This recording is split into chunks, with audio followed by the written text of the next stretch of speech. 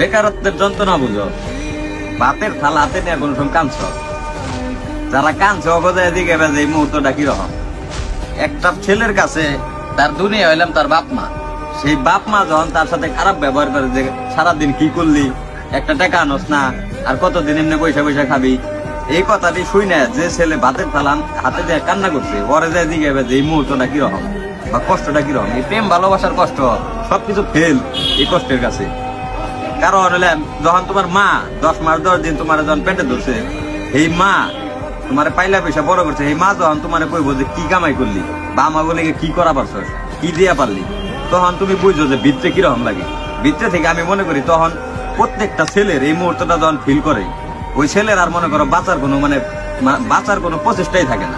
মানে ওর মন চায় না যে আমি আর বাঁচা থাকি, তখনই মন চায় যে মরে যাই। এটাই ভাই নিয়ম, বাস্তবতা মানতে হইব সবসময়। এই কষ্টটা মানে আমি মনে করি দুনিয়ার সব কষ্টের কাছে আর মনে হইব এই কষ্টটা। বাপ মা মনে করো এমন একটা জিনিস না কিছু